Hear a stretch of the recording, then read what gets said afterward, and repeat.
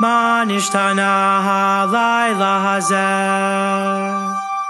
מכל הלילות, מכל הלילות, שבכל הלילות אנו אוכלים חמץ ומצה. הלילה זה כולו מצה. הלילה זה כולו מצה. שבכל הלילות אנו אוכלים שער ירקות, שער ירקות. הלילה זה מרור מרור.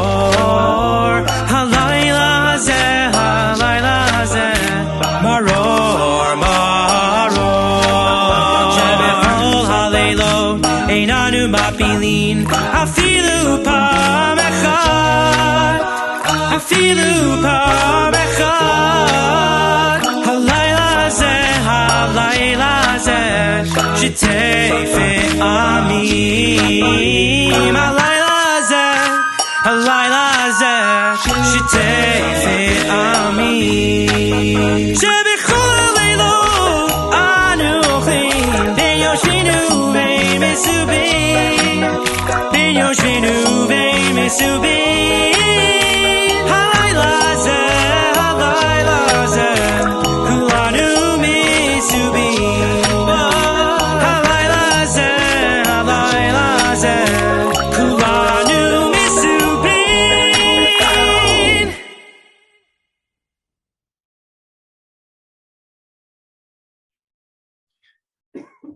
Welcome everyone to Jewish Renaissance's pseudo-Seder, or how to do Pesach the cultural way.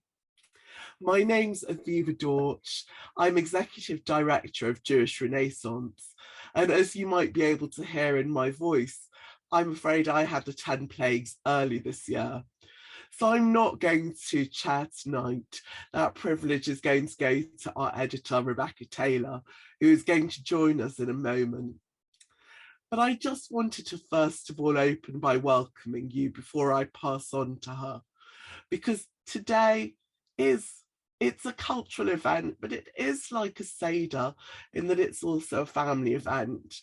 All our speakers tonight are people I've known for a very long time. They've been friends of Jewish Renaissance for a very long time, and they're all immensely talented, creative, and academic. I'm sure you're going to enjoy their company very, very much. I know I will be. But the thing that I wanted to talk about is that at our Seder, at our Sedarim, we also always have a presence that we're aware of by its absence. The Seder that's represented by Eliyahu, Elijah, the cup, the full cup that sits in the middle of the table with no one drinking from it.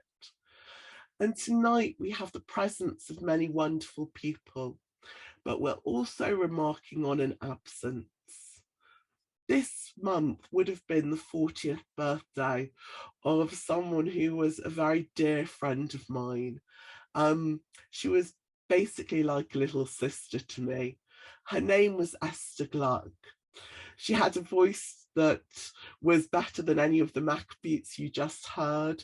She was dedicated to Jewish learning, and she was also a remarkable activist for social justice and for human rights. I'm really delighted that this event tonight and our spring issue, which we're hoping will come through the door just before Pesach, so in a few days' time, is dedicated to Esther's memory, particularly the main feature, the long read, which has been sponsored to honour her, to remember her, and also to celebrate the foundation that was founded in her memory after she died, which is known as the Separated Child Foundation, and which continued on with the refugee work she began. The long read that is in her memory in this issue is dedicated to creating a new Haggadah, a Jewish Renaissance Haggadah feature, where we've commissioned writers and artists to think about the text of the Haggadah, be aware of current events, particularly the refugee crisis in Ukraine, and respond to it creatively. Two of those artists are with us today, Jacqueline, Nicholls and Sophie Herxheimer. And a little later this evening, they're going to be talking about the work they did. And Rebecca, our editor, is going to be introducing that whole Haggadah feature created in Esther's memory. But first of all, we're going to go to Venice. We're going to start this evening with Professor Marc Michael Epstein and talk about the Beit Venezia Haggadah, the new Venice Haggadah, which both Jacqueline and Sophie also contributed to. So I hope you'll very much enjoy this evening, enjoy a proliferation of Haggadot, enjoy a proliferation of amazing speakers, and may I wish you a Chag Pesach Sameach, a very happy Passover. Rebecca, over to you. Thank you, Aviva. And as Aviva said, we are starting our journey tonight in Venice. And we'll be thinking to start with of all things Passover related and Haggadah related. And what better person to guide us on that journey than Professor Marc Michael Epstein. So Marc Michael Epstein is a professor and chair in religion and visual culture at Vassar College in Poughkeepsie, New York, where he has taught since 1992. During the 80s, Epstein was director of the Hebrew Books and Manuscripts Division of Sotheby's Judaica Department, and he continues to serve as consultant to various libraries, auction houses, museums, and private collectors throughout the world. His book, Skies of Parchment, Seas of Ink, Jewish Manuscript Illumination, which won the 2015 National Jewish Book Award, was a gorgeous and monumental survey of the genre. Another book, The Medieval Haggadah, Art, Narrative, and Religious Imagination, was selected by the Times Literary Supplement as one of the best books of 2011. Epstein is also the director of Beit Venezia, a Jewish education and culture center based in Venice that I think he'll talk more about.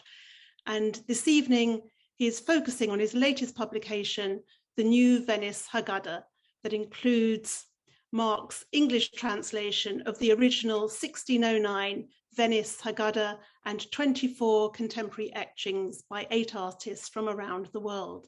So I'm delighted to welcome you, Marc, and I hope that you can tell us more about Venice and about the special Haggadah. Thank you so much. It's a great pleasure and honor to be here. I want to thank everyone at Jewish Renaissance, particularly to Rebecca, Emma, and Aviva. I think it's wonderful that the long read in the issue is dedicated to such a person as Esther Gluck. I think it sounds like a fabulous project, and I think it will do credit to her memory. I'm particularly grateful to Jacqueline Nicholls, who did such an astounding job of facilitating the amazing project that I'm going to tell you about. I was so glad to have been a part of it and to meet all the wonderful artists who were involved in the production of a new version of one of my very favorite books. So this evening, I want to talk a little bit about Venice, Beit Venezia, the new Venice Haggadah, and I want to explore what makes Italian Haggadot particularly interesting and what is unique about their features and their approaches to style and iconography, and what gave the artists in the project a sense of unifying Venetian, quote unquote, authenticity. Obviously, a work that's the collaborative fruit of the labor of many individual artists will reflect each artist's unique perspective. But the question of what it makes it Venetian will, of course, continue to challenge us. So without further ado, I show you this building. And I tell you that Venice is the territory of the imagination. So much so that this building is not in Venice, but is in fact St. Mark's Roman Catholic Church on East 19th Street in Brooklyn, New York, USA, where I grew up, and which I passed every day on my school bus. And little did I know that one day I'd be running a little institute in the real Venice, in proximity to the real San Marco. Venice is a place which, if you haven't visited, I'd be glad to show you. One of the things we do at Beit Venezia is take groups and introduce them to Venice from a Jewish perspective. Venice is a place within whose landscape, right up here in Cannaregio, was a feature important enough to feature in the one of the earliest woodcut maps of the city. The Barbieri map of 1519, and it is the ghetto. This is an area of the city that was originally a new foundry for smelting metals, and eventually became the place where Jews were confined for the first time in history on the basis of their particularly religious and ethnic identity. Mark, You can, sorry yes. to interrupt. I was just going to say that I think you need to share your screen again. Oh, I'm sorry. Okay, one second. Nothing is showing, huh? Okay, give me a second. Portion of screen, share. Okay, now I go into, please tell me if there's a problem again. There we go. Yeah, we can see it now. But it's not the right place now. So just slideshow. Okay, one second. Hold on. Want to go to presenter view. Are you seeing random stuff, or are you seeing actually what I'm supposed to be showing you? At the moment, we can see your, kind of see a corner of the. Okay. How about, oh, there we go. Yeah. Okay. So it was a place in which Jews were confined for the first time in history. You will note that right now it's open on one side and there's a bridge into it and one can access it from other places. But this Jewish river, so to speak, as it was called in Italian, around it enclosed and confined the ghetto. If you've been there, you know that the buildings are higher than in other places in Venice. That they have a certain style of facade in certain places where you'll notice various features. It's beautiful in all kinds of weather, all kinds of environmental conditions. You know, for a place that was essentially a prison, right? It's a very beautiful prison.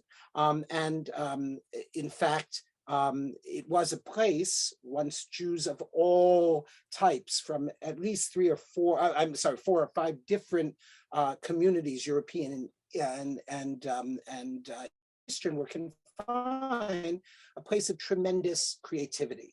It was the place that the Talmud was printed initially, which should surprise no one because it was a gathering of scholars from all over the Jewish world. But it was also the place where, for instance, Hashirim Asher Lishnoma, the wonderful choral music, polyphonic choral music of Salomone de Rossi Ibreo, was first published with the Haskama, with the approbation of the amazing Italian rabbi and tennis fan, Leone de Modena, who proclaimed that you could play tennis on Shabbat without any fear of Shema Yitaken, that you would have to fix the tennis racket. It was okay. You could play tennis on Shabbat. Why? Because he liked tennis.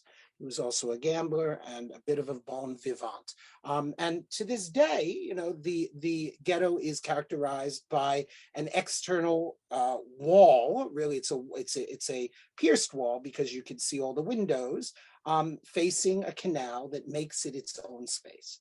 And behind the facades of the ghetto, some residential, one can see that there's something hiding. There's a hide and go seek going on. So if I look at this building and I see the 1, 2, 3, 4, 5 windows corresponding to the 5 books of Moses, I know that inside I will see a magnificent Ashkenazic synagogue designed by one of the leading theater designers of the day, a real gem in miniature, up to the women's gallery in the ceiling and the beautiful gold ormolu and blue, and the vibrancy of a synagogue that Venetian Jews sometimes call Shylock's synagogue, because it was the synagogue of the Ashkenazi Jews in Venice. Another feature on a street, one might notice on a corner, a projecting bay window, so to speak. And then in another building, monumental, 5 monumental windows on an upper story. And one here is encountering 2 other synagogues. One, a Levantine synagogue for Jews who came from Turkey and the Ottoman Empire, which was designed by one of the great designers of churches of the period, down to the twisted columns that, of course, were modeled on those in St. Peter's in Rome, which in turn were claimed to have been brought from the Second Temple in Jerusalem, Jacqueline and Boaz. Well, be that as it may, the design is certainly elegant and beautiful and hidden behind a very plain facade. What's unique about this synagogue is that one ascends to the bima, and so the Torah is read in a place where the women in the women's gallery can actually look down at the text of the Torah, while the men are below and see nothing, right? Which is an interesting contrast to the normal way things are done. And what beautiful Torah scrolls, and what beautiful, this is a Torah scroll case, but you can see the hands here, human hands designed to hold the Atzei Chaim, the rollers, right? And what beautiful manuscripts are contained in the archives. One of the larger shuls is the Spanish shul, magnificent construction, which yet hides certain kinds of imperfections designed to indicate that a synagogue, like any other work of human hands, is never complete and never perfect, but only the work of God is perfect. A view here from the women's gallery. In this synagogue, the Spanish synagogue, in the 1800s, there was a women's choir. This is, remember, these are traditional synagogues, right? A women's choir which sang from the women's gallery like angels in heaven, allegedly. The ark, a view from the top again. And the bima in an old photograph, which still contains behind a curtain the organ that was used for weddings in the synagogue, and allegedly was played for Kabbalat Shabbat before Shabbat actually came in. So very interesting, eclectic tradition in the city, architecturally, in terms of its topography, in terms of its minhag, its various minhagim traditions. But what would constitute a Venetian Haggadah? And what would make it new? Well, Beit Venezia, which is the Jewish home, the home for international Jewish studies in Venice, but extends virtually beyond the borders and boundaries of Venice, as witness to my directorship, since I'm not a Venetian, nor do I play one on television. Beit Venezia decided to celebrate the publication of the Venice Haggadah of 1609, with a new Venice Haggadah that would be reconceptualized, rebooted, so to speak, including contemporary artists, new translation, etc. But the old Venice Haggadah is worth having a look at. Let me be clear, dumping Abraham into a gondola is certainly a very cute idea, but it's not even an Italian thing. This is in the Prague Haggadah of 1526. So what would make a Venetian Haggadah Venetian? Well, the depiction of a series of sequential, on a series of sequential pages of small vignettes. Did I disappear? No, I'm still here. Of small vignettes of each of the 15 ritual steps in the Seder liturgy is a very Venetian thing. It originates, in fact, in the Venice Haggadah of 1609, where we see men fashionably dressed in ruffs and knickers, and women in quite low décolleté. And it's a very elegant and fashionable book. And this topos was such a hit that it influenced Haggadot in places as far-flung as Pune in India, where we see the illustrations of the Venice Haggadah reinterpreted, right, with Marathi inscriptions and Hebrew. And here, we have matzah preparation in the same Haggadah, shown by in Indian dress, sort of extension of the Venetian Haggadah's idea of being in the native context of the reader. And here matzah is being prepared by nose-ringed women, much as it might be today in some of the ultra hipstery, though not, I'm afraid, the ultra orthodox sections of Brooklyn, New York, right? So what was the secret to the success of the Venice Haggadah of 1609? Well, the images on these pages, as well as the graphic layout of the other pages of the Haggadah, is clear, harmonious, graceful. The figures are well conceived. They're never static, right? Some of the most memorable features of the Haggadah derive from its use of midrash, its quirky visual interpretation of key scenes, which are worthy of note and comment. And I want to just make a few observations about what makes this Haggadah, Manishtana, different from all other Haggadot. And specifically, how is it different from the Italian Haggadot that preceded it? You know, there are manuscript Haggadot, some of them by a very famous named artist, Yoel ben Shimon. It's called the Washington Haggadah, in which we see people in contemporary dress riding on the donkey of Elijah the prophet in the page of Shvoch Chamatcha, pour out your wrath, the householder and his son, and on the tail of the ass, the woman of the house in an elaborate sort of princess hat, and the daughter, right? But what's interesting, you know, that's often been observed as sort of misogynist detail, which it is. But what's interesting is that it is the woman who raises the kosher bracha, the woman who raises the cup of blessing. And it's likely that this manuscript was made for a woman. So, you know, that ambiguity is there. And the details are very beautiful in these Italian Haggadot. Others depict simultaneously, or if you're in London, simultaneously, a combination of scenes of Yetziat Mitzrayim, the Egyptians hedged about with spears, and the children of Israel with Moshe leaving Egypt, everybody in contemporary dress, right? Historical but contemporary dress, combined with the uniquely or semi-uniquely Italian custom of raising everybody at the table, raising up the basket of the matzot and the ritual foods, right? This is another manuscript by Yoel ben Shimon, a manuscript created by members of the Bellini family in 1478 in Ferrara, includes illustrations of the piyutim that are found in the Haggadah, something that Ashkenazic artists were not as interested in doing. And then a particular topos that comes up in Italian Haggadot is on the phrase, the very strange exegesis of Ezekiel's description of Israel as a pre and then post-pubescent girl.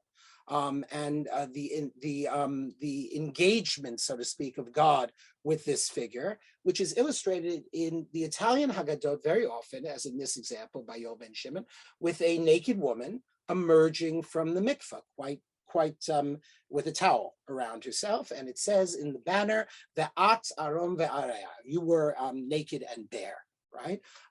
Quite without compunction, this depiction, okay? And then the various eschatological illustrations, which will find their way into our Haggadah in what we might term a different key. Let's look a little bit about that, because we don't have too much time to talk about the past. We have to talk about the present. And here's an example, a very famous example of eschatological or end time illustration in the Venice Haggadah.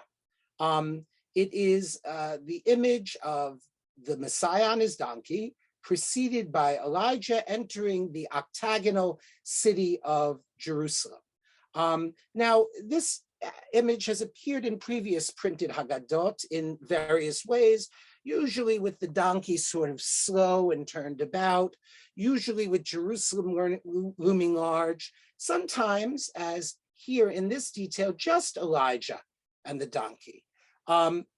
Elijah appears in the Prague Haggadah here between images of Samson and Judith, two heroes who avenge Jews in times of persecution, and Adam and Eve, whose misdeed was judged by God, emphasizing that no matter how much Jews may want to take revenge into their own hands, it is God's wrath and not human wrath that is to be poured upon the nations who do not know God. But here in the Venice Haggadah, the whole thing takes a different turn. We see not revenge fantasies or triumphalist fantasies, but the idea of a city, here Jerusalem, converged upon by Jews from all four corners of the world, including Africans, who you see at the left, but people coming from all places in the world to this city.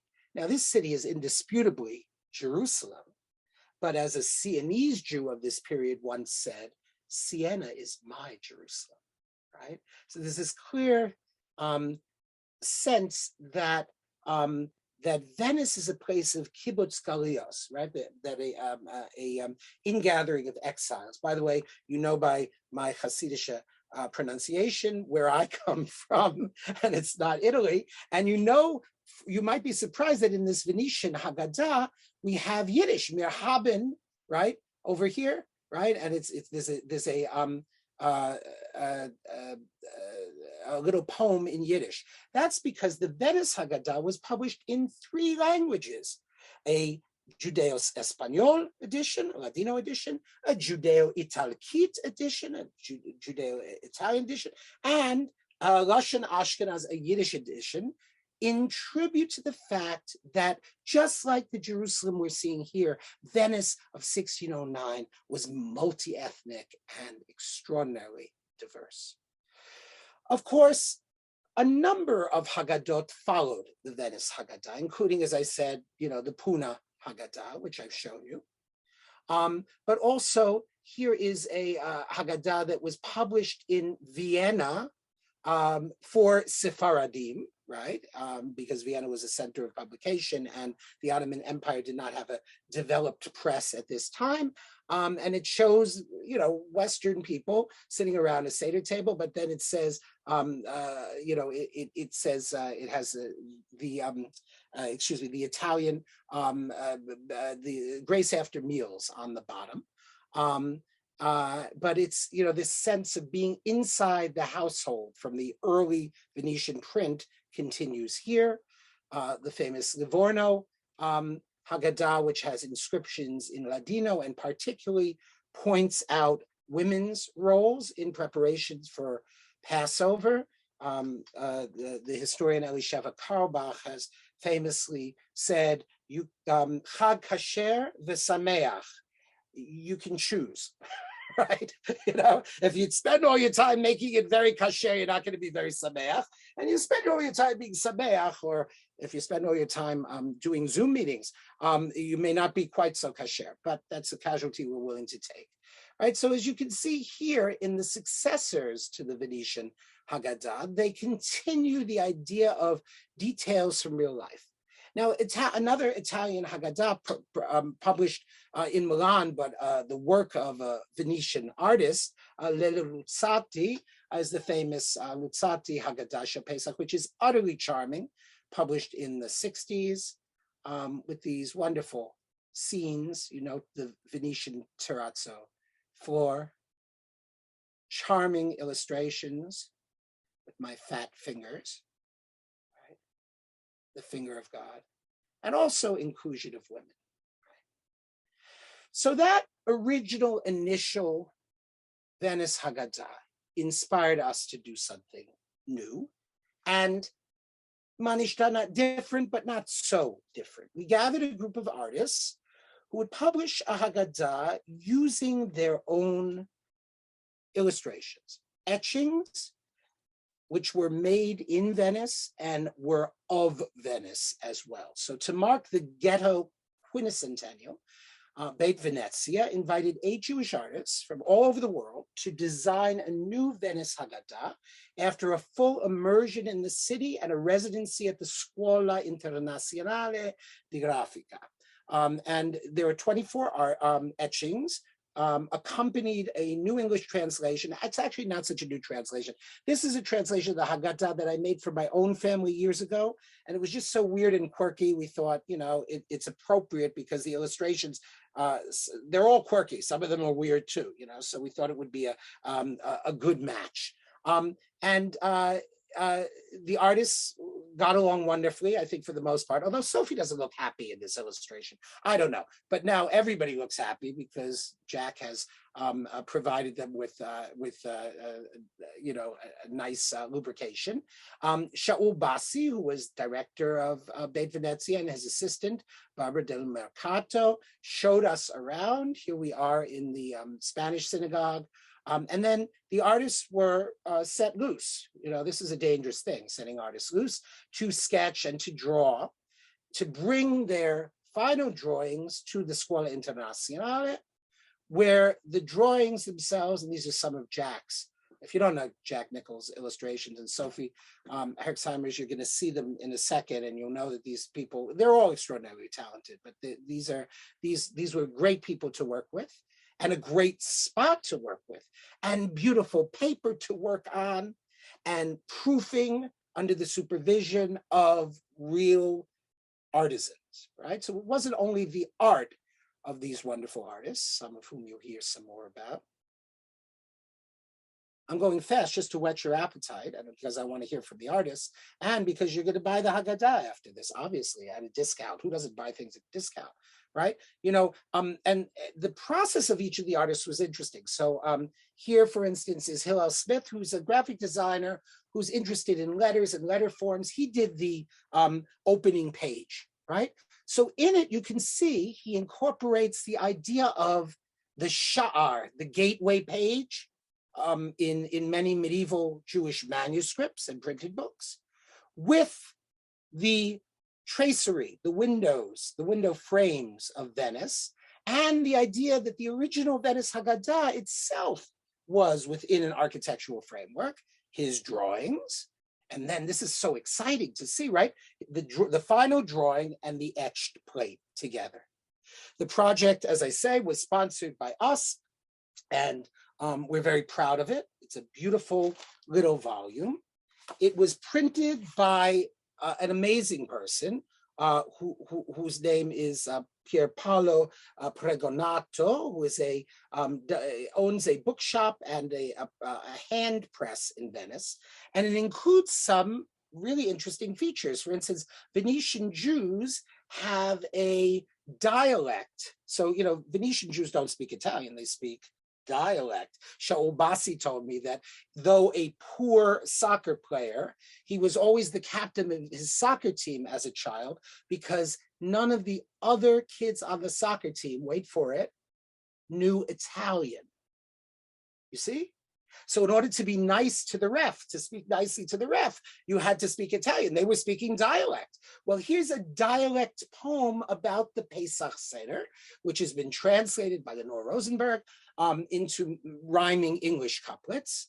And that's one unique feature of this Haggadah. And the other is just, the translation in general, the translation bichlal. Like, just to give a small example, not to tout my own work, but that part you skip before Dayenu, where all these rabbis are going on about how there weren't 10 plagues. We know there are 10 plagues. We can read the Bible, right? One says there are 50, 250, 3,000 plagues. They're going on like maddened, revenge-crazed hounds, right? Well, that's the fun with math plague section.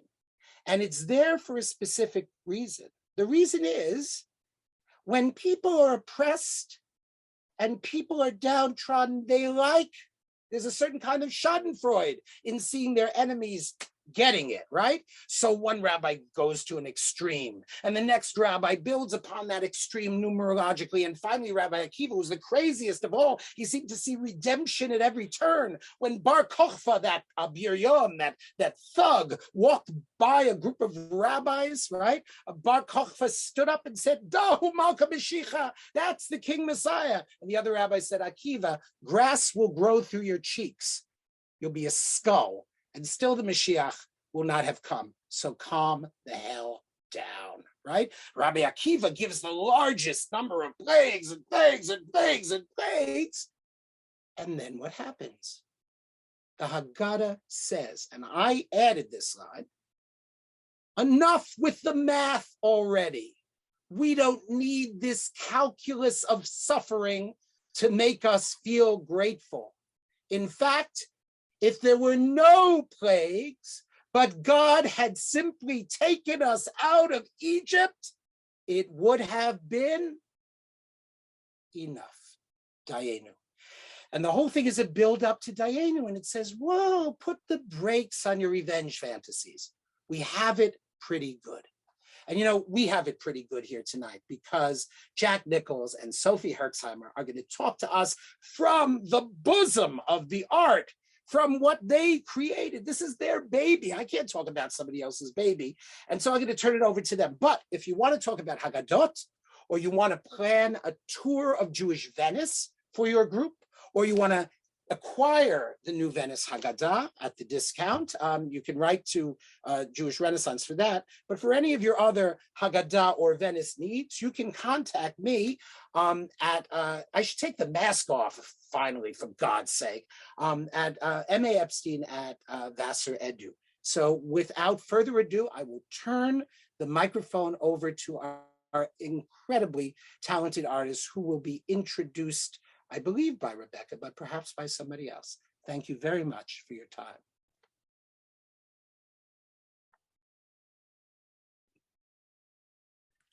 Thank you, Mark.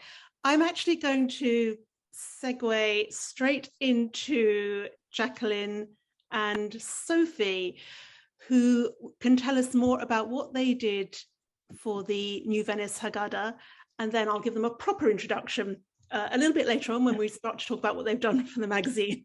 So I think just while we're on the subject of, I need to pause for 1 second and apologize to everyone because I need to cut out early. I have a family emergency, but it's been a pleasure being with you. Thank you. Thank you very much. Thank you. Pleasure as always, Mark. We were very lucky as artists. We had Mark with us for a week or so in Venice at the beginning during our research stage. So we got to have like his great energy and knowledge and experience to kind of inspire us as we were working. So it was fantastic. It's always fantastic to hear from Sophie. Hi. Oh, hello. Yes. So I'm Jacqueline Nicholls. I'm in London, and this is the fabulous Sophie. Oh, it's that way on my screen. Sophie Herxheimer. Where are you speaking from, Sophie? I'm in a little bed and breakfasty cabin thing in Wales because I'm visiting my son. But I'm unusually speaking from Wales, but normally I'm speaking from London most of the time. Although going to Venice on the incredible Haggadah trip was quite mind-blowing because we were such an international group of artists and we were all rather mesmerized by being in such a beautiful city, of course, predictably. And I'm sure, well, Jacqueline can talk to you a little bit through what we were doing, well, and then if you need what I want to do is no, that's fine. I mean, I want to actually introduce the artists, and I'm going to show a bit of their, like, one of the pieces that they did, but not all of the pieces they did, obviously, because I want you to get the Haggadah, engage with the artwork yourselves. But I want to just pick up something that Mark touched upon, which was the Venice ghetto was a very cosmopolitan place, the original ghetto. And you had Jews coming there from all different parts of Europe, all different types of communities, and all were gathering together and forming a community. And we, as a group of artists, there were 8 artists, and Mark was our sort of scholar in resident with us. And we were from different European countries, and from America and from Israel. And we also, we selected the artists also not just being diverse in terms of backgrounds, but in terms of countries we came from and languages were spoken, but also in terms of ages and experience, and also different types of relationships with the Jewish heritage, and coming from different communities. And it was like, well, can we as a group of artists kind of form a community, a very much a cooperative community, and work together to create this, the artwork. And the other thing is that we were based in this fantastic print studio in Venice, and all the artists, although had different levels of experience with the printmaking process. We were using a process called etching. We were working with copper plates, copper metal plates, where the acid kind of etches into the plate and holds the ink, and it's a kind of quite a technical skill to do that. And some of the artists were more experienced, some were less, some were more experienced dealing with Jewish texts and culture, and some were less, but everybody, it was creating a community where everyone had things to bring and everyone had things to learn. And we would kind of live together, learnt together, studied from each other, under Sophie's guide, kind of wrote poetry. We had some fantastic poetry salon nights. And it was like how we found, we kind of little microcosm of what it means to form a cooperative community. Because that's very much kind of like the spirit of which we were there. And the other thing to say as introduction, one of the things that guides me as an artist, I'm a visual artist and I engage a lot with traditional Jewish texts. And but I try and do it in a very kind of contemporary way. And I'm very much guided by a quote that is often attributed to Mahler, but wasn't Mahler, but okay, let's say it's Mahler. Say that tradition is the passing on of fire, not the worshipping of ashes. And it's like, what do we do when we engage with traditional texts, or like something like the original Venice Haggadah, that tradition? Are we going to just try and, like, we didn't want to just do a pastiche of kind of the worshipping of the ash. We wanted to get to the living flame of what was the motivation, what were these artists, what were these original creators, what was inspiring them, and learning from that, and then inspiring us, but very much grounded in who we are today and the world in which we are living in today. I'm going to share my screen now. I'm going to, I think Marc's actually, I recognize some of those slides that he was using. So I'm going to sort of skip past some of my slides. So this is the, so just want to say, so this is Venice. This is actually a kind of view from like the northern bit of Canarino, like looking out there. And Venice is this, I mean, especially at twilight when night and day kind of merge, and the kind of the tourists have kind of go, like there is something very magical, and we come to Venice not complete with our imaginations, and also we've already seen it in our head before we're there, and before we actually reach it, we've kind of got an impression of it. And it's quite an extraordinary place. And just in terms of geographically, it's the city that kind of was claimed from the lagoon, from the saltwater lagoon, and everything in Venice had to come from somewhere else. And it was like the place of, in terms of very important for trade, but goods were brought in, and Venice was the place in which things get transformed. So here we have the water kind of transformed, but things get transformed in Venice to become something else. And it's truly magical. So here you have, like, this is a place where stone is carved to look like fruit, and walls are painted to look like stone. And stone is carved to look like fabric, and fabric is formed to look like flowers, and hair is kind of can become all sorts of crazy shapes, and so it's a place. And one of the creative industries that Venice was very known for is the printing, is the printing press, and as Marc said, it was the place where the Talmud was first.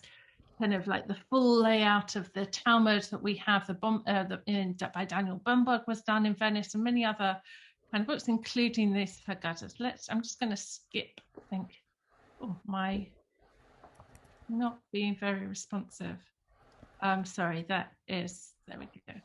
And so here we are. This is our lovely group of artists. This, I think, was more or less at the beginning, because we were looking quite awake. At this one of these evenings were fantastic times we were having together. And this is, you see, Marc cropped this photo, and he cropped himself out of that. Don't know, I've put him back in. So this is a stand outside the Escuela, and this is inside. And I just want to, so I'm now going to introduce the different artists and talk about one piece of their work. And Sophie, do jump in if you want to add. So this, I'm going to start with Nathan. Nathan Gutley, he was originally from Belgium, a fantastic artist and printmaker, and he very experienced printmaker, and he is very, and so this is like one of the first pieces of art in the Haggadah, and this comes about the searching for chametz. So before even the Seder night, like Erev Pesach, there's the ritual looking for chametz in the home, just to make sure that you've cleaned and prepared properly.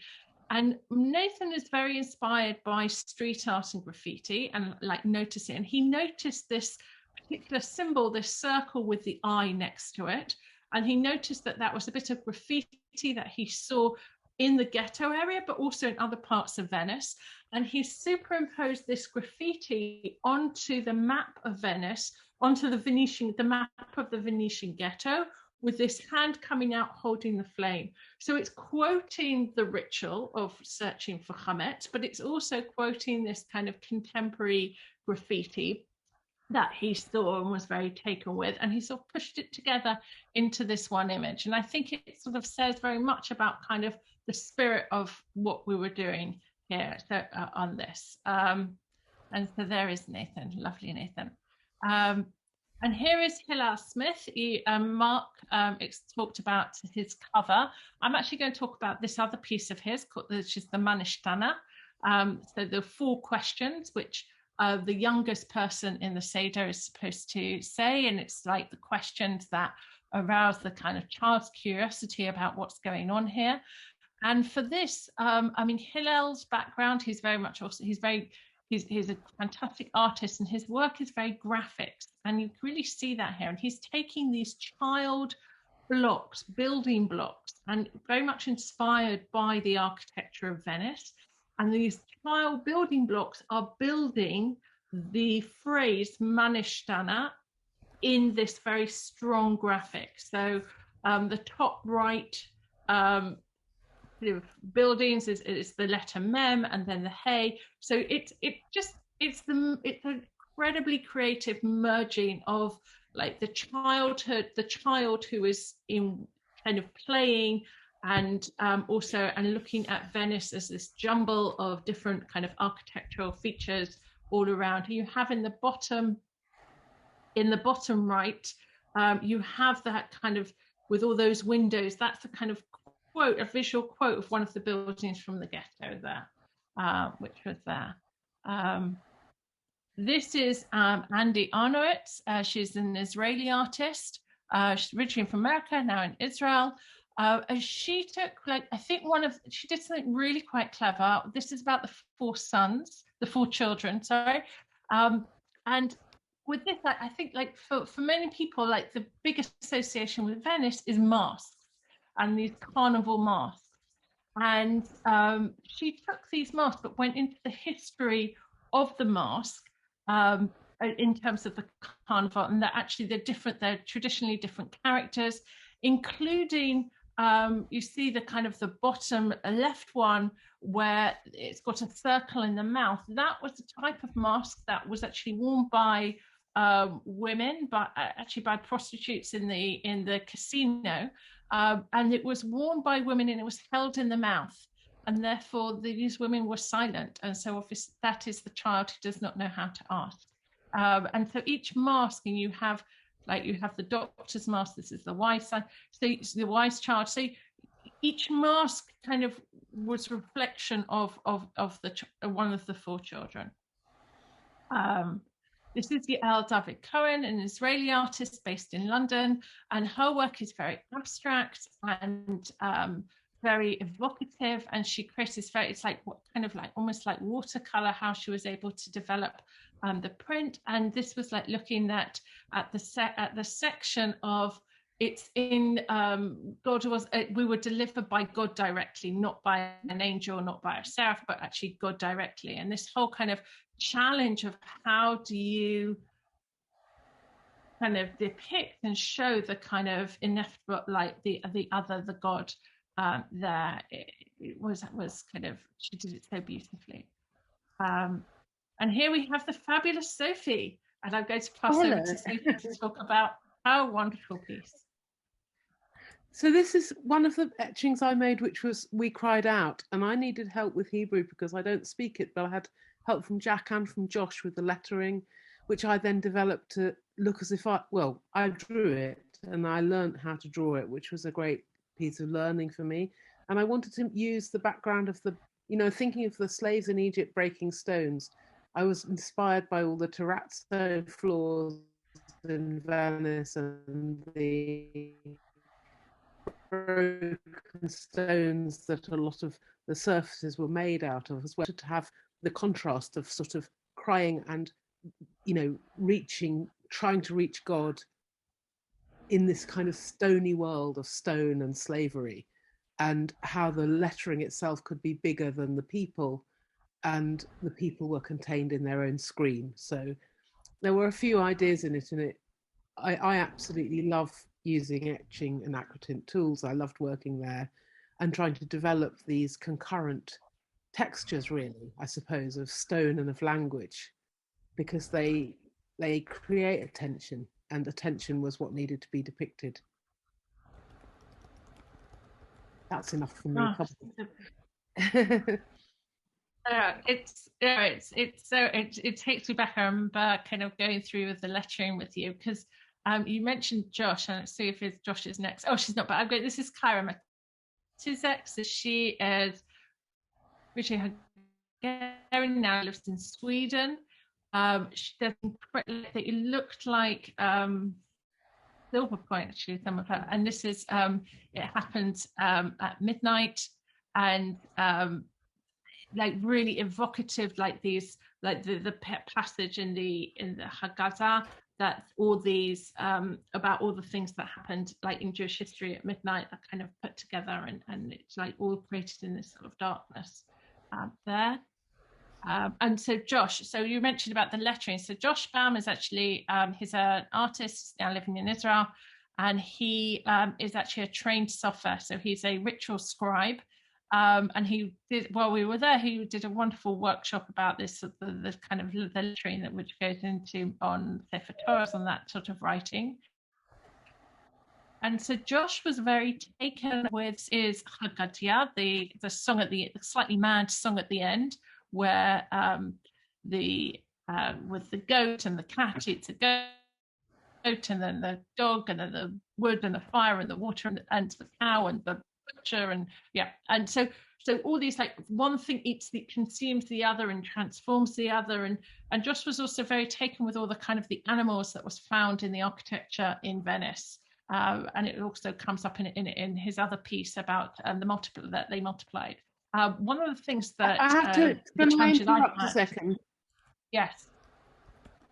One thing I'd like to say is that Jack was very skillful in allocating passages of the text to the right artists. So for me to be I was given two very kind of quite high drama moments in a way, and very, very poetic, densely poetic passages, which really suited the way I like to work and what I really like to think about.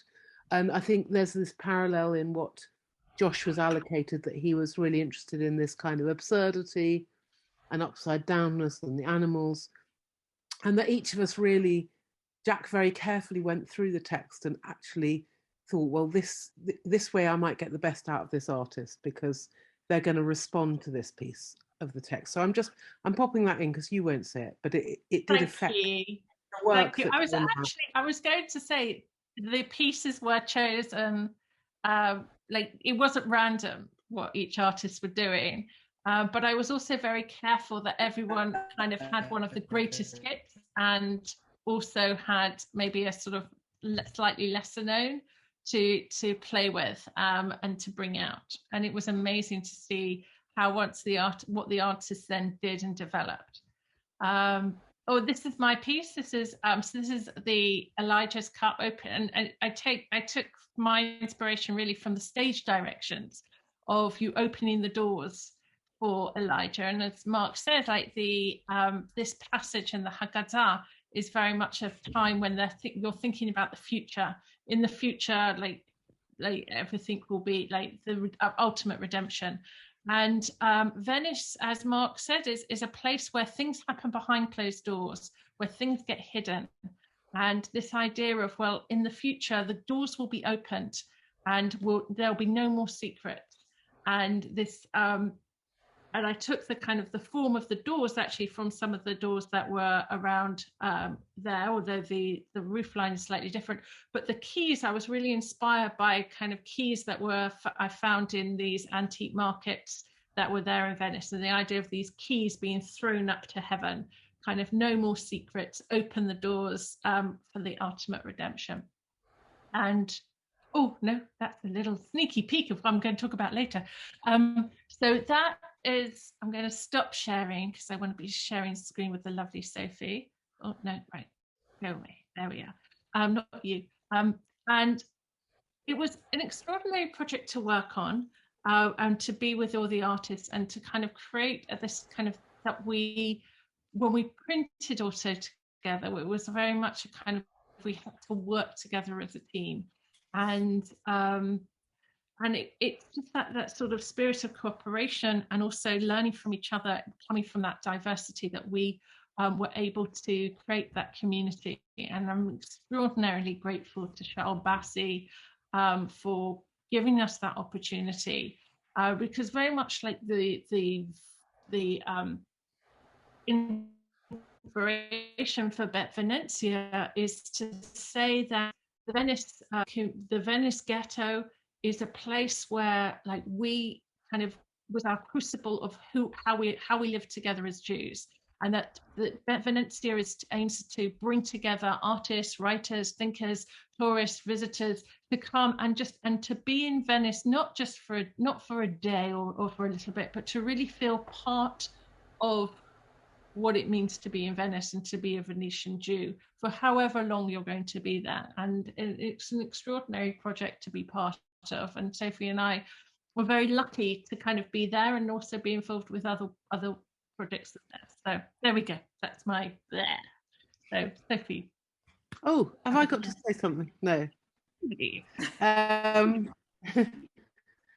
Rebecca, you say something. I don't know what you. I mean, because I totally agree with Jacqueline about all of that, and I think that it was an enormous privilege. We just had this concentrated time, and we worked, and we became, when we were printing, we were like a factory. We just worked, and it was a wonderful experience. It, no doubt, just extraordinary and one-off. Yeah. Yes. Well, one thing that I was going to say was, at the time you were there, Sophie, you sent me a little diary because we covered the project in the issue of Jewish Renaissance that was coming out in January, which was it was marking the 500th year anniversary of the creation of the Venice ghetto. And I went also and had a walk around with Charles Bassi, which was a really amazing experience. But your little diary that you sent me was really full of this intensity. What you're saying just now reminded me about your little diary, where you wrote that you were sort of working through the night and you all ate together and drank together, and it sounded very intense, but a very creative and fruitful period. So yeah, it's certainly very very exciting to be able to show the fruits of that. And the details of how you can get hold of the new Venice Haggadah are on the chat option on Zoom, so do have a look at that. And I'd like to thank Professor Epstein, Jacqueline and Sophie for talking about it. And as we're just over halfway through our programme tonight, a few things I'd like to add. Thank you also, I must say thank you also to the Lions Learning Project, who are our partners on this event tonight, and also who we work with on many series on different subjects throughout the year. And if you have any questions, please use the chat function. Any questions for Sophie, Jacqueline, or Professor Epstein, then put them up onto the chat function, and there'll be a chance, there'll be some time at the end of the evening to ask your questions to our guests. So we've heard about Venice and the new Venice Haggadah, and now I'm going to talk a little bit about our spring issue.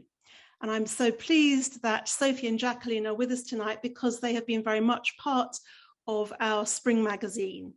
The magazine's just out now, and if you haven't got it yet, you should be getting it over the next couple of days. And as Aviva mentioned earlier, the long read in the issue is very much inspired by Esther Gluck. One of the things that Esther was interested in was helping young people and refugees. And for 2 summers, she worked on a volunteer project in Ghana. She also volunteered for the Refugee Council and the London Detainee Support Group, which helps support asylum seekers. So inspired by Esther and her work and her spirit, we decided to create our very own JR Haggadah to respond to the text of the Haggadah and the Passover story, and also in the spirit of thinking about refugees and asylum seekers, as Esther did, to give it a particular focus on the subject of refugees, as after all, the themes of exile and especially on our minds at the moment with what's going on in Ukraine. So I commissioned poets and artists to interpret the Haggadah in any way they wanted. And the results of that we're going to show you now. So we'll have a look at the long read.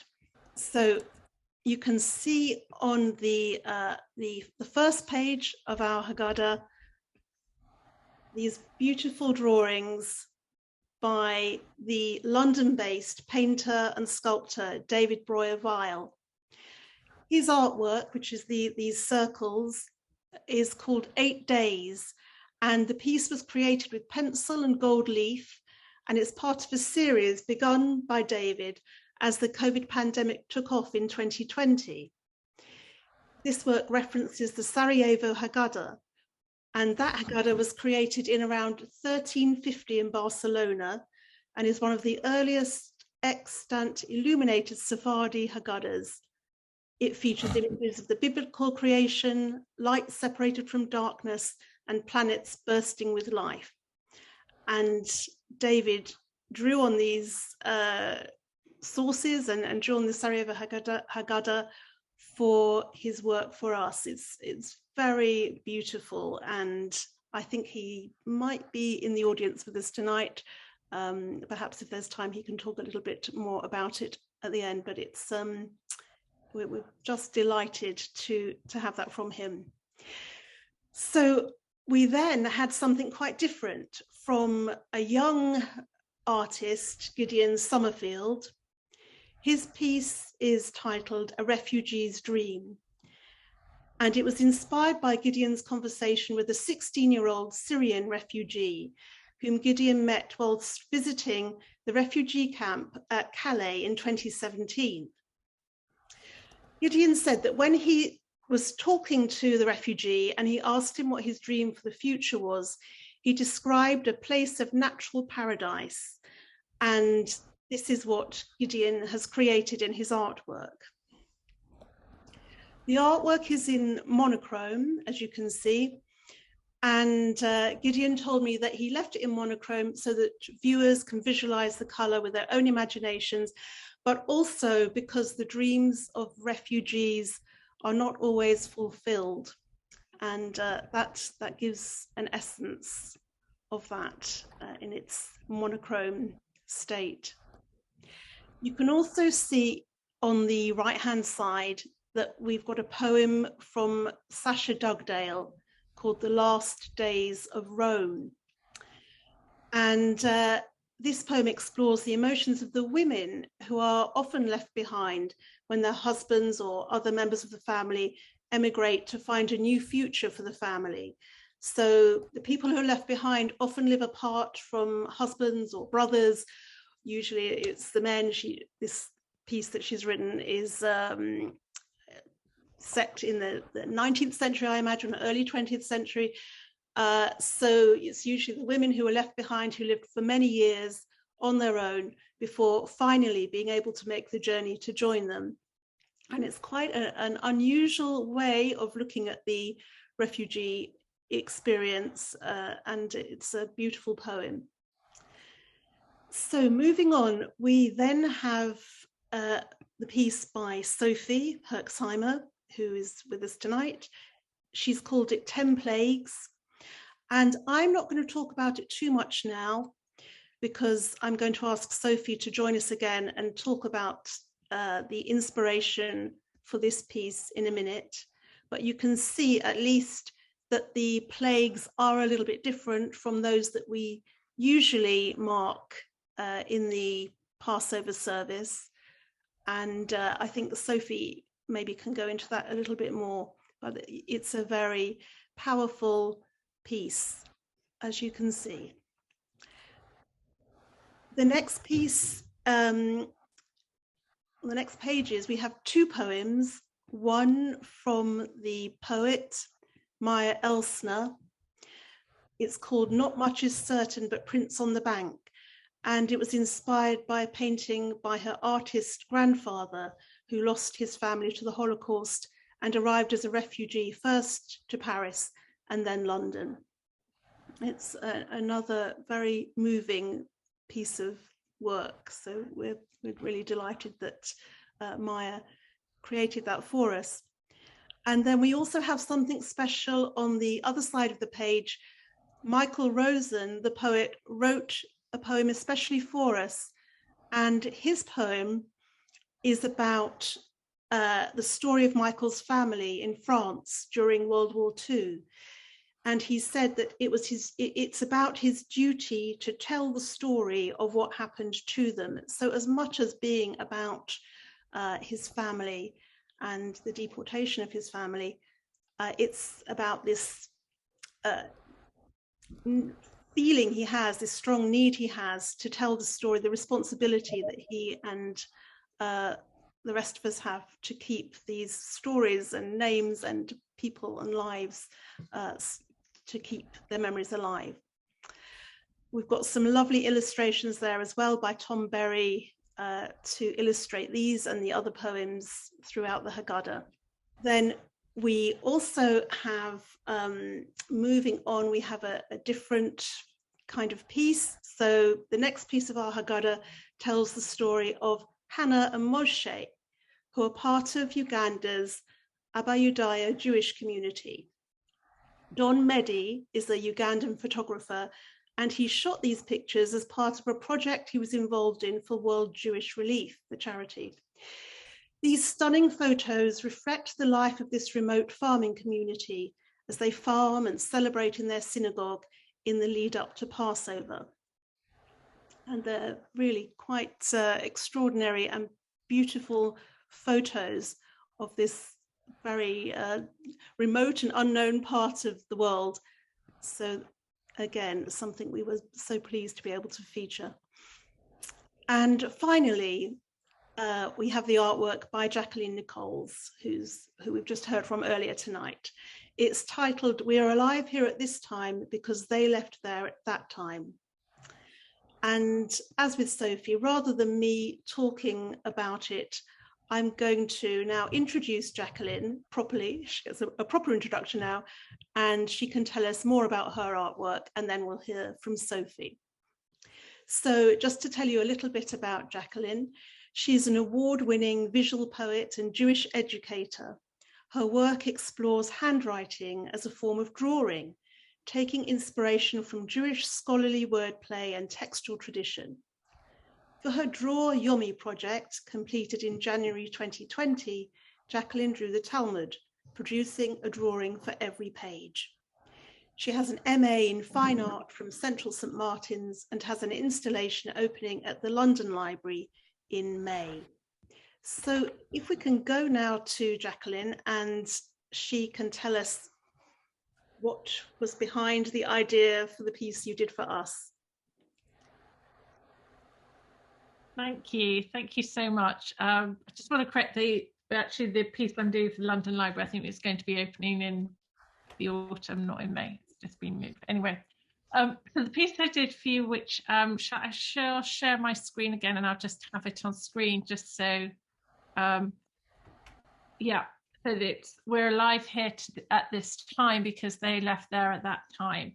So this is a drawing that was created. I used wine as a drawing medium, and it takes its inspiration from the Seder begins with the blessing Shehechianu, which is the blessing we say on like when we're sort of making we're it's hard to explain it, but it's like we're acknowledging the moment of things. So we say it at festivals, we say it when we kind of have new clothes or new things, and it's like mocking the moment, and we are blessing and thanking God that we have reached this time, and that we are alive here and we have reached this time. And then later on in the Haggadah we have an amazing passage. It always kind of strikes me that there's an acknowledgement, well, if God hadn't brought us out of Egypt, we would all still be slaves. And we would all still be slaves there. And there's something about that timing that we needed, that that you need to leave, know when to leave. My own family story, like many Jewish family stories, I am descended from people who left places. My grandparents are from Romania, from Germany, from Poland, and actually from the UK. My husband's family is from Yemen, and so like we are, like when we gather as a family on Seder, we are the descendants of people who left one place and came to another, and it's this sort of bringing together. And I think kind of seeing the news from Ukraine and seeing what's happening to a lot of the people there, that they need to leave, and this desire to kind of want to help and want to just support, and just having that tug, that emotional tug of knowing the pain that must be going through, is because it's part of our family stories. It's part of our national story that we about escaping oppression. And so it was kind of bringing together these two moments of the Haggadah, of being acknowledging that we're alive here now because of those who left there. And it's a kind of simple phrase, but it's kind of bringing together these two parts of the Haggadah, and then using wine. So there's like these 4 circles to evoke the kind of the 4 cups of wine. And I think for the description of it in the Haggadah, I talk about like there is this sadness and loss and acknowledgement of the pain of seeing people having to leave now, but also the sort of trauma of the family stories of having left. And yet we still raise our cups of wine, which is a celebratory, redemptive act. And we raise them though with shaky hands, hence the wine splattering of the shaky hands, because we're aware of those who are not with us, who didn't quite make it, and the sadness of that, while we're also acknowledging that we are alive here today. So thank you very, very much for this opportunity to kind of express so many of my emotions at the moment, at this time, in this piece. I'm very grateful. Thank you. To you. I need to stop sharing, don't I? There we go. Thank you, Jacqueline. Just to mention that you can buy a limited edition of Jacqueline's piece, and the proceeds of which will go to World Jewish Relief. The details I've just seen go up in the chat, so if you're interested in buying that lovely artwork, then have a look for the details in the chat, and I can also email you details if you can't see that or aren't following the chat messages. So let's now go to Sophie Herxheimer. So I'll tell you a little bit about Sophie and what she's done, and then also let's hear about her inspiration for her artwork. So Sophie has held residencies for the Museum of Liverpool and Transport for London, among many other organisations. Her work has been shown at many different venues, including her local allotments, at Tate Modern, and on a mural along the Margate seafront. Her poetry collection, Welcome to England, was a Sunday Times Book of the Year, and 60 Lovers to Make and Do was a TLS Book of the Year. Her new collection is a deck of 78 prophetic cards called Index, which sounds very intriguing, Sophie, and maybe we'll hear about that at some point, but please do tell us about the 10 Plagues piece.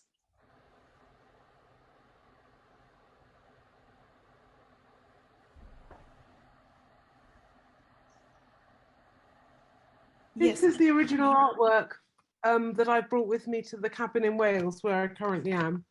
And it's a very, I believe very much in a kind of spontaneous and lively way of making work. That's my actual credo in a way, is to kind of try and make things alive and to try and make things feel immediate and present. And that relates very much to what Jack was saying, really, about the spilling of wine and the commemorating of being alive in the moment, and being alive in the moment when you look at a piece of art or you look at something. And even if you're looking at a piece of nature or you're looking at something out of the window, to notice what is alive, that is alive at the same time as you are. So a dragonfly and myself alive in the same moment. What are we doing? Who's buzzing, them or me? And to have that kind of reverence for life, as well as this extreme pull to the people who are struggling to stay alive or struggling to be present, because something so big is happening that all of their presentness is put under threat.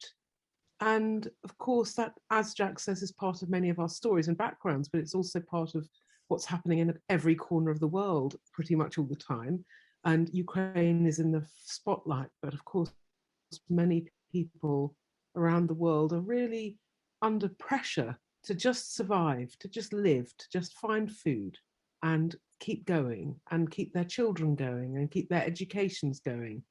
So these words, which were actually suggested, I think probably by Esther, weren't they? Maybe, Angela, you can tell me. These were the plagues of refugees that I read in the program that you sent me. And so I wanted to use them as text prompts rather than images. And they use the text itself as images, a bit like Jack was saying about handwriting being drawing. For me, I feel that we're dragged endlessly into images of destitution, misery, and suffering on the news. We have a lot of that. Does it help us? Does it help us reflect on who we are and who the other people are? For me, I wanted to make a rhythm out of it, a rhythm of these Ds, and to fill the Ds with the words so that they marched and they walked across the page, and they might walk across the page as people, as characters. I mean, letters are characters. We are characters. The people who are in these difficult plights are characters.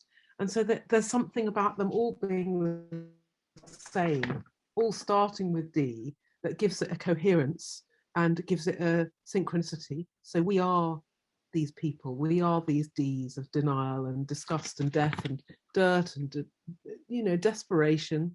And I also used wine, funnily enough. So I stamped the wine stains on the texture, to add texture and to add kind of the elements of feasting, the elements of remembrance and the magic of the wine to this kind of sense of difficulties and despair and what are we? What are we doing? And I wanted to put the red paint in for our common blood, you know, that we have this common blood, the wine and the red and the paint and the drips and the trouble, they're common. And I wanted to make a mending gesture to this world. And that's why I sewed little stitches into some of the letters, into the corners. And that was partly to indicate the threadbareness of the cloth that you leave in, the shirt you stand up in, and the wandering that you're forced to do, and how you might be in the process your whole life of undoing and mending and re-stitching where you are with yourself, your life, your ancestors, your descendants, and each other. I know that's a very, very big cosmological picture, but I suppose we are all wrapped up in a gigantic cosmological map. And this is like a small section of it that I made for the magazine. Enough. Thank you. Thank you, Sophie. That's lovely. And it's just been so wonderful to work with you both, Jacqueline, and you, Sophie, and all the other artists and poets and writers who have made our Haggadah so special. I think what I'm going to do now, as I'm watching time moving on, is move on and speak to Angela Gluck in a minute. We've had questions, but quite a lot has been covered by what's been said already. So I think I'm going to let Angela speak a little bit. If anything new comes in, because I think what she will be talking about is also of great interest to our audience. So I think let's move on. Steve. So let's move on. Okay, so Angela, I'm going to introduce Angela Gluck. She's the acting chair of the Separated Child Foundation, and she's going to give the vote of thanks tonight.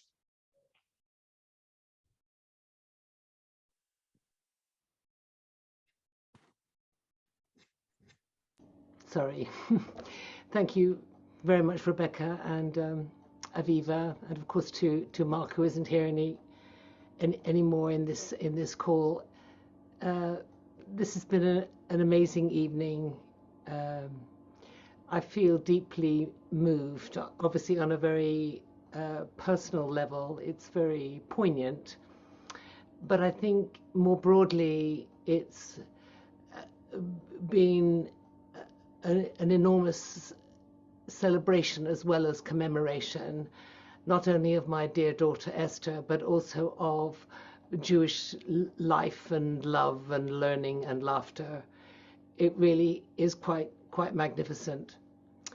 I just want to say something really in response to Jack and Sophie. I know that Jack did know Esther, and I think she would be incredibly touched and as well as inspired by that particular poem, "We Are Alive Here Because They Were Alive There." She had a saying that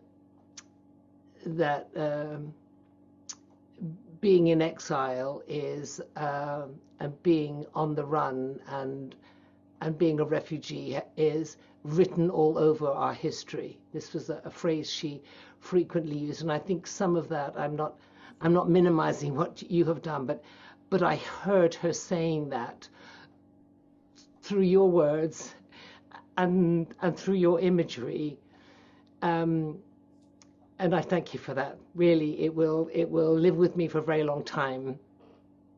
It really is quite a remarkable thing. So the Separated Child Foundation, if I want to just turn now to Sophie's work.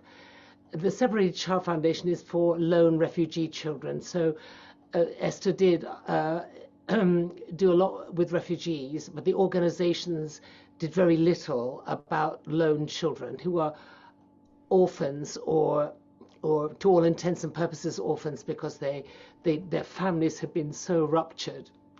And so the friends who wanted to establish a foundation thought it's got to be this.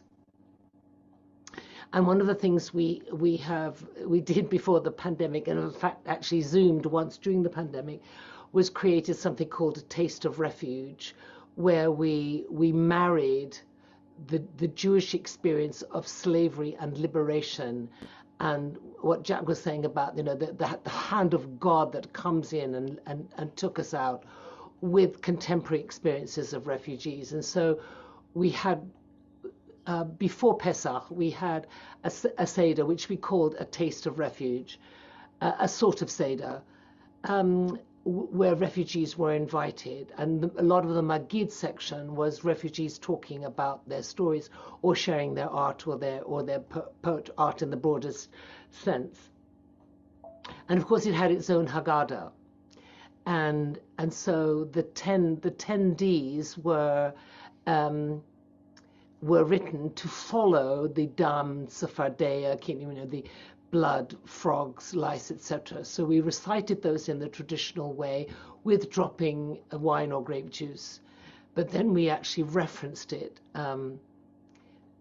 with those 10 Ds. And Sophie, it's always, aside from the personal testimonies of refugees at the Taste of Refuge, it has always been those 10 Ds that have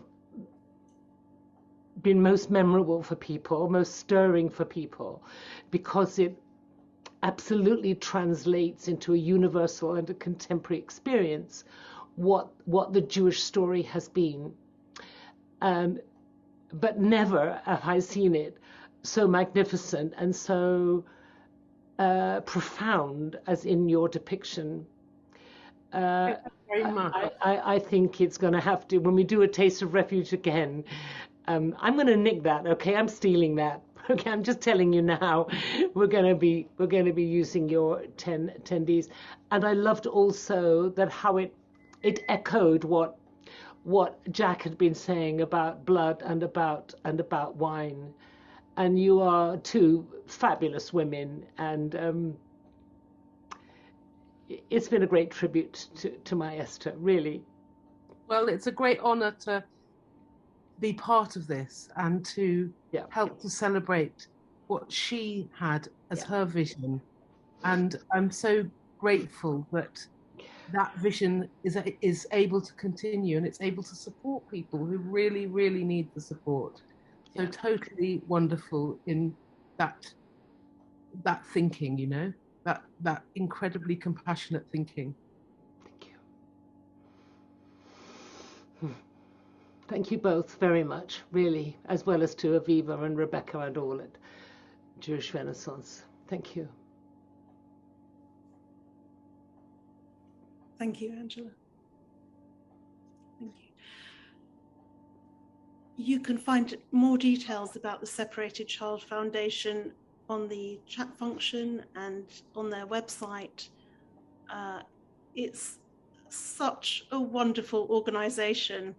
I hadn't known about it, and when I found out about it, it just made so much sense, and it felt so important. And especially now, well, it's always important, but obviously our minds are really focusing at the moment on refugees and especially the children who have been suffering very much from what's going on. Thank you very much, Angela. And thank you to all of you. Thank you to Professor Epstein and all of our artists and writers and poets, and to you, our audience. Just before we finish, I'm going to give you a little taster of what else you can find in our current issue, which, if you don't have it already, should be coming through your letterboxes very soon. So we're going to have a whistle-stop tour of our current issue. And there's the glorious cover designed by our wonderful designer, Becky Redman. And I'll just flag up a few pieces. So first of all, I'd like to tell you about a piece we've got on the Babin Yar Holocaust Memorial in Ukraine. You might remember that the tower next to the Holocaust Memorial was one of the first places to be hit after the Russian invasion back in February, when Russia attacked Ukraine. So this piece by Amanda Glazer is talking about how contemporary Ukrainian poets have drawn on the symbolism of Ukraine's, of Babyn Yar, and how they are using it to explore Ukrainian history and look at it in a different way from how perhaps Ukraine's history has been learned or thought about in the past. Sorry, I said Amanda Glazer. The writer is Amelia Glazer. So it's a very interesting piece and a thoughtful piece about what's going on in terms of contemporary Ukrainian history today. If we can move on to the next piece, I'd like to flag up something very different, but also touching on similar themes. So this piece is about a photography exhibition that is going on in April, and it's about a man called Maurice Dorfman. Maurice was the owner of a haberdasher's shop in Clapham in London, and he was befriended by a photographer, Jim Grover, who did a photography project while he was still alive. Dorfman died in 2019, and Jim set about piecing his life together. He was quite a private man, not much was known about him. So with the help of friends and family and looking through photographs, he managed to piece together the background to Maurice's life and traced the story of his family, who had emigrated actually from the Ukraine also at the end of the 19th century.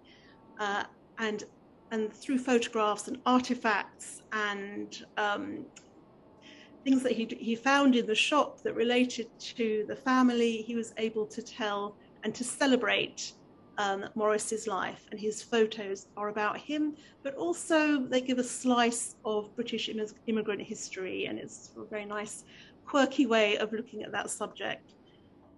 So we also have a section called Passport, where we look at places around the world and their Jewish communities, and usually every issue we feature a different place. In this particular issue, we look at Hong Kong. And here we speak to some of the present-day residents of the territory. And you can see a few of them here. There's a family, Ariana Bassett and Sheng Dong, and their family in the top right-hand corner. Henry Steiner on the left is a designer who's lived in Hong Kong for many, many decades. And it was really fascinating to hear their stories and hear about their life there. And as part of that section, we also had a walking tour of Hong Kong, where we uncovered its Jewish history, which goes right back to the 19th century and is primarily to do with the Sassoon and the Kadoorie families. And our writer took us on a little tour through the streets and the landmarks, including the very beautiful Ohel Leah synagogue and its cemetery. And it's a lovely way of uncovering the history of Hong Kong. We also spoke to two artists who are using Chinese and Jewish traditions and culture to explore Hong Kong's history. So Louise Soloway and Carol Mann are the two artists I spoke to. You can see a little bit of their work here. And that was really fascinating to speak to both of them and get a different angle on what's going on there. So moving on from the passport section, actually there's another, oh no, okay, back to, we also have a piece actually, which I missed out in the Hong Kong section, where we look at the story of the World War II refugees who ended up finding sanctuary in Hong Kong. Again, a little known story of that region. Okay, but we're moving on now to theatre. And in theatre, the former Labour MP, Louise Ellman, spoke to Caroline Bird, the writer of a new play about the radical Jarrow MP, Ellen Wilkinson. Ellen campaigned to help Jewish refugees find safety in the UK during World War II. And we have a music piece. I haven't got the page for it here, but we have a lovely music piece also, which talks about an initiative between the City of London Sinfonia and Jewish Care. So it's a project whereby classical musicians come into a London Jewish Care residential home and they play for residents in their rooms. And there are really quite remarkable things happening when the residents of the care home are in touch with the musicians and their music. Then finally, in our Sephardi section, we go over to America and we meet a new generation of activists who are establishing a whole host of activities and initiatives aimed at Sephardi and Mizrahi young people, with the aim of preserving and promoting traditions and cultures of these communities, which are often left out of mainstream Jewish American celebrations and life. So that's another interesting piece there. Okay, that is a very whistle-stop tour of our current magazine. I hope you enjoy it, and I hope you've enjoyed tonight. I'd like finally to wish you all a very happy and peaceful Passover and a hug, Pesach Sameach, to everybody. Thank you and good night.